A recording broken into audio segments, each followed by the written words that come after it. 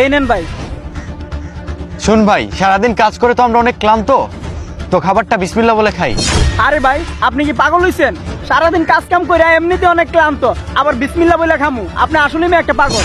আরে ভাই, আমরা মুসলমান, আমরা যদি যে কোনো কিছু বিসমিল্লাহ বলে করি সেটাতে বরকত পাই। আর এই খাবারটা যদি আমরা বিসমিল্লাহ বলে খাই তাহলে সেই খাবারটার মধ্যে বরকত পাবো, অনেক শক্তি পাবো।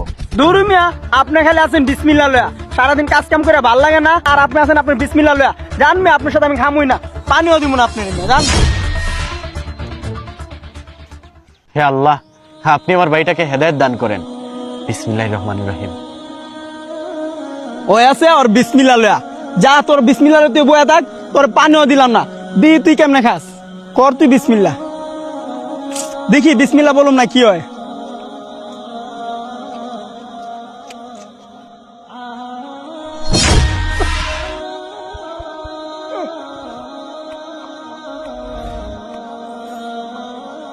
বিসমিল্লাহির রহমানির রহিম। আরে এতক্ষণ হলো পাগলাটা খাইতে গেল, এখনো আসে না। বিষয়টা তো স্বাভাবিক মনে হচ্ছে না। যাই তো, যাই একটু দেখি।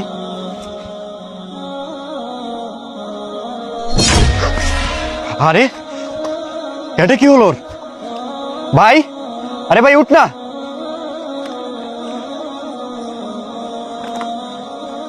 বিসমিল্লাহির রহমানির রহিম।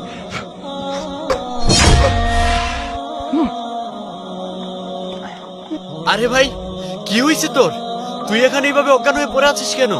ভাই, তোমার রাইকে আসার পর আমি বিসমিল্লাহ না বলে এই রুটি আর কলা খাইলাম। হুট করে মনে হলো আমার গলায় কে যেন চেপে ধরলো। আমি আর কিচ্ছু জানি না, আমি অজ্ঞান হয়ে পড়েছিলাম। ভাই, আমার কিভাবে বাঁচালে তুমি? ভাই, এর জন্যই আমি প্রত্যেকটা কাজ বিসমিল্লাহ বলে করি, কারণ বিসমিল্লাহ বলে কোনো কাজ করলে সেই কাজটাতে বরকত থাকে। আর তুমি বললে আমি তোমাকে কিভাবে বাঁচালাম? আমি পানিতে বিসমিল্লাহ বলে ফু দিয়ে তোমার মুখের মধ্যে দিয়েছিলাম, আর তুমি বেঁচে গেছো। এটাই হলো বিসমিল্লাহর শক্তি। ভাই, আমার ভুল হয়ে গেছে। আমি আর কোনোদিন বিসমিল্লাহ ছাড়া কোনো কিছুই পান করব না। ভাই, আমি আর কোনোদিন বিসমিল্লাহ ছাড়া কোনো খাবারই খাবো না। ভাই, তুমি আমাকে দোয়া করো, আমি যেন সুস্থ হয়ে যাই। যারা আল্লাহকে ভালোবাসেন কমেন্ট বক্সে আই লাভ আল্লাহ লিখে যাবেন। চ্যানেলটি সাবস্ক্রাইব করতে ভুলবেন না।